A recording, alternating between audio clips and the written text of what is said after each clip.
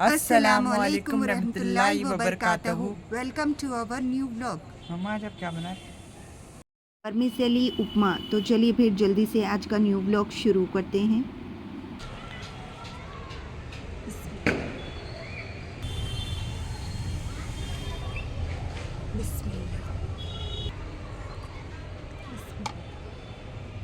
Vermicelli उपमा बनाने के लिए यहाँ पर हमने मीडियम साइज़ की प्याज ली है।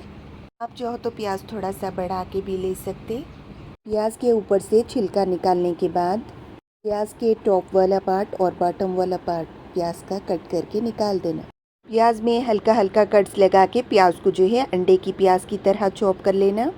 चॉप की हुई प्याज अब हम साइड में रख देंगे। यहाँ पर मैं बीन्स की फली ले रही हूँ। बीन्स की फली आप चाहो तो थोड़ा सा बढ़ा के भी ले सकते।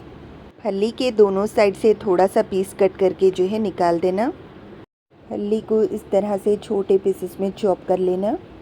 ये चॉप की हुई फली अब हम साइड में रख देंगे। यहाँ पर हमने एक गाजर लिया है। गाजर को हमने पहले वॉश कर लिया था, उसके बाद हमने पीलर की मदद से गाजर के ऊपर का छिलका निकाल दिया है। गाजर को मैंने फिर से वॉश करके गाजर को जो है इस तरह से पहले पतले पतले स्लाइसेस में कट कर लेना। कभी कभी गाजर के ऊपर जो है किरिक या फिर रेशे रहते, इसीलिए गाजर को कंपलसरी छीलने के बाद ही यूज़ करना। गाजर के पतले पतले स्लाइसेस कट करने के बाद उसके बाद गाजर को जो है इस तरह से चॉप कर लेना। आप चाहो तो उपमे में शिमला मिर्ची ऐड कर सकते या फिर बॉईल किया हुआ हरा मटर ऐड कर सकते। अगर बॉईल किया हुआ हरा मटर नहीं है तो आप फ्रोज़न मटर का भी इस्तेमाल कर सकते। चॉप किया हुआ गाजर अब हम साइड में रख देंगे। उपमे में मैं हरी मिर्ची और काली मिर्ची दोनों का यूज़ कर रही हूँ। हरी मिर्ची मैंने अपने टेस्ट के हिसाब से ली है। अगर आप छोटे बच्चों के लिए उपमा बना रहे तो हरी मिर्ची थोड़ा सा कम करके ऐड करना, या फिर आप हरी मिर्ची पूरी तरह से स्किप करके लाल मिर्ची का उपमा भी बना सकते। हरी मिर्ची को मैं छोटे पीसेस में चॉप कर लूँगी। चॉप की हुई हरी मिर्ची अब हम साइड में रख देंगे। यहाँ पर मैंने छोटे मीडियम साइज़ का नींबू लिया है। नींबू को मैंने पहले ही वॉश कर लिया था। नींबू को कट करके नींबू का रस निकाल के रख लेना। उपमे में आप नींबू का रस डालना चाहे तो डाल सकते या पूरी तरह से स्किप भी कर सकते। नींबू का बीज निकालने के बाद नींबू का रस जो है कटोरी में निकाल के रख लेना। अगर नींबू का रस निकालते वक्त एक आध नींबू का बीज नींबू के रस में गिर गया तो नींबू का बीज जो है स्पून की मदद से निकाल देना, क्योंकि उपमे में एक आध नींबू का बीज चला गया तो नींबू के बीज में जो है कड़वा टेस्ट रहता। नींबू का निकाला हुआ रस अब हम साइड में रख देंगे। यहाँ पर हमने 1.25 किलो वर्मिसेली सेवइयाँ ली है, तो कि मेजर करने पे एक कटोरा फुल सेवइयाँ हैं। आप भी सेवइयाँ जो है एक कटोरे में या फिर ग्लास में इस तरह से निकाल लेना।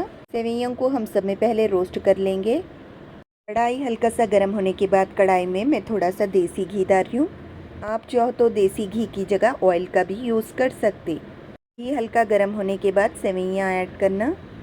लो टू मीडियम फ्लेम पे लगातार स्टर करते हुए सेवइयों का कलर लाइट गोल्डन होने तक के सेवइयों को रोस्ट करना। अगर आप सेवइयों को रोस्ट करते वक्त बीच बीच में इस तरह से स्टर नहीं करेंगे और साथ ही में सेवइयों को हाई फ्लेम पे पकाएंगे तो सेवइयाँ जल के काले हो जाते। अगर सेवइयों का कलर काला हो गया तो उपमे का टेस्ट कड़वा और कलर चेंज हो जाता। सेवइयों को अगर आप थोड़ा सा घी में रोस्ट करके सेवइयाँ पकाएंगे तो सेवइयाँ पकने के बाद खाने में ज़्यादा ही टेस्टी लगते। सेवइयों को बॉईल करने के लिए साइड के स्टोव पे पानी गर्म होने के लिए रख देना। जो कटोरे से मैंने सेवइयाँ मेजर किए थे वही सेम कटोरे से मैंने सेवइयाँ बॉईल करने के लिए 2 पे आधी कटोरा पानी ऐड किया है। ढक्कन से कवर करके मीडियम फ्लेम पे पानी को मैं गर्म होने के लिए रख दूँगी। मीडियम फ्लेम पे हमने लगातार स्टर करते हुए सेवइयों का कलर लाइट गोल्डन होने तक के सेवइयों को रोस्ट कर लिया है। पानी हमारा गर्म हो गया। पानी में मैं थोड़ा सा नमक ऐड कर रही हूँ। सेवइयाँ बॉईल करते वक्त अगर आप इस तरह से थोड़ा सा नमक डाल के सेवइयों को बॉईल करेंगे तो सेवइयाँ पकने के बाद सेवइयों के अंदर जो है फीकापन नहीं रहता। स्पून की मदद से पानी को अच्छे से मिक्स करना। उसके बाद आप चाहो तो गर्म पानी में सेवइयाँ ऐड कर सकते। यहाँ पर मैं सेवइयों के अंदर गर्म पानी ऐड कर रही हूँ। सेवइयों में गर्म पानी ऐड करते साथ ही स्पून की मदद से जल्दी से मिक्स करना, नहीं तो सेवइयों के जो है लम्स बन जाते। सेवइयाँ गर्म पानी में ऐड करते वक्त गैस की फ्लेम लो रखना। सेवइयाँ गर्म पानी में ऐड करने के बाद गैस की फ्लेम हाई करना। हाई फ्लेम पे सेवइयों को सिर्फ 2 से 3 मिनट तक ही पका लेना। सेवइयों को हमें सिर्फ 80% तक ही गलाना है। सेवइयों को ज़्यादा पका के ओवर कुक बिल्कुल भी नहीं करना। अगर आप एक सेवई लेके इस तरह से प्रेस करेंगे तो सेवइयों में जो है हल्की सी कसर बाकी रहना। सेवइयों को इतना पकाने के बाद गैस की फ्लेम ऑफ कर देना। उसके बाद गर्म पानी में से सेवइयों को जो है जल्दी से स्ट्रेन कर लेना, नहीं तो सेवइयाँ जो है ओवर कुक हो जाती। भगोने के ऊपर इस तरह से छन्नी रख के सेवइयों को जो है छन्नी में स्ट्रेन कर लेना। गरम गरम सेवइयों को इस तरह से छन्नी में नहीं रखना, नहीं तो सेवइयाँ जो है ओवर कुक होके नरम हो जाती, यानी कि चिपचिपे हो जाती।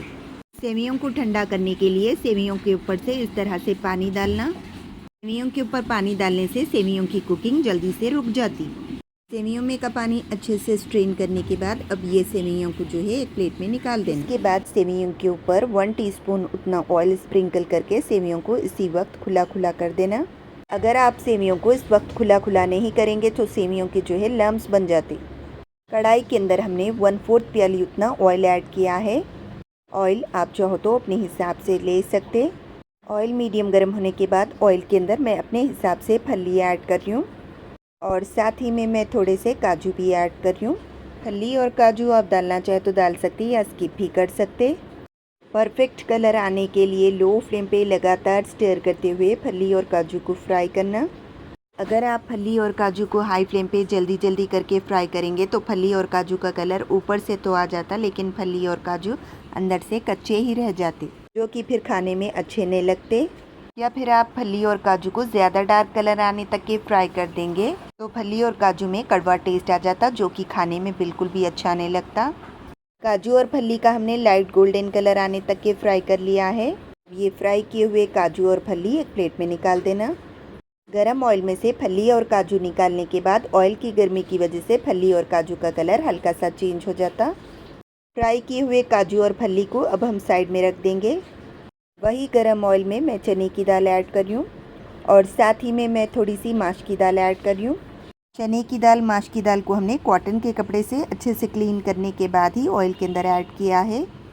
उपमे में चने की दाल और माश की दाल दोनों स्किप करके भी आप उपमा बना सकते, वो आपकी मर्ज़ी है। लो टू मीडियम फ्लेम पे हमने लगातार स्टर करते हुए चने की दाल और माश की दाल का कलर लाइट गोल्डन होने तक के फ्राई कर लिया है। दालों को ज़्यादा पका के ओवर कुक बिल्कुल भी नहीं करना। ऑयल के अंदर रायता ऐड करना। मीडियम फ्लेम पे हमने रायता चटकने तक के पका लिया है। इस वक्त जो है थोड़े से करियापत्ते के पत्ते ऐड करना और साथ ही में चॉप की हुई हरी मिर्ची ऐड करना। करियापत्ते हरी मिर्ची को हल्का सा फ्राई करने के बाद इस वक्त चॉप की हुई प्याज ऐड करना।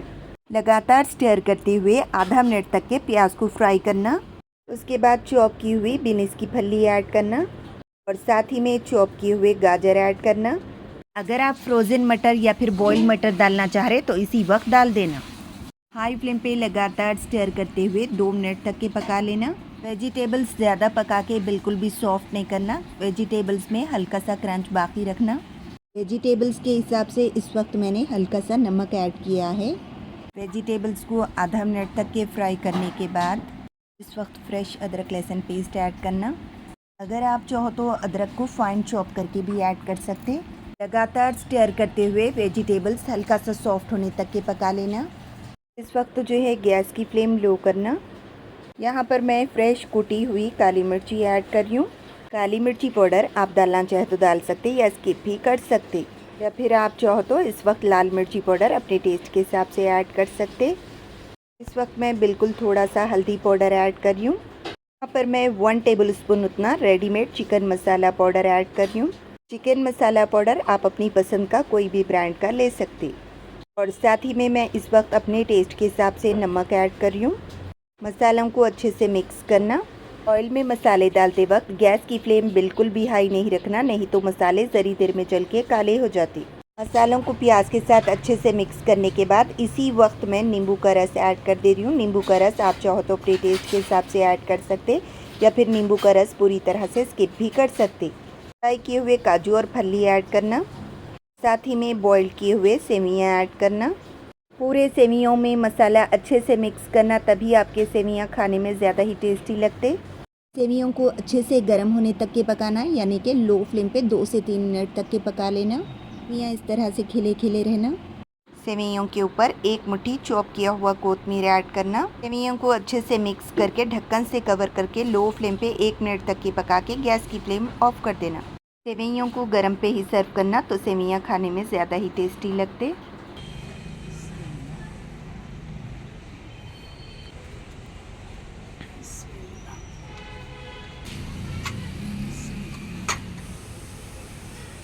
अस्सलाम वालेकुम, कैसे हैं आप सब लोग। उम्मीद करता हूँ आप सब लोग खैरियत से हैं। नजू वर्मिसेली का उपमा बनाए, आप लोग भी आइए खाने के लिए। माशाअल्लाह, हमारा सेमिया उपमा देखने में जितना लजीज लग रहा है, खाने में उससे भी ज़्यादा टेस्टी बन के तैयार हुआ। तो चलिए फिर खाना शुरू करेंगे। बिस्मिल्लाह।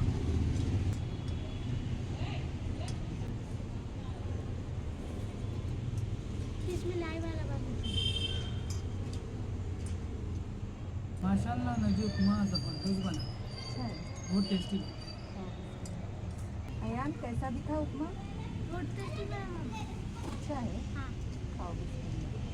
माशाअल्लाह मम्मा, वर्मिसेली ज़बरदस्त बनी। अच्छा है। हाँ। खाओ। पसंद आया? अगर आपको ये ब्लॉग पसंद आया तो प्लीज़ लाइक करें, शेयर करें, कमेंट करें। अगर चैनल पे न्यू है तो सब्सक्राइब करें। Thanks for watching.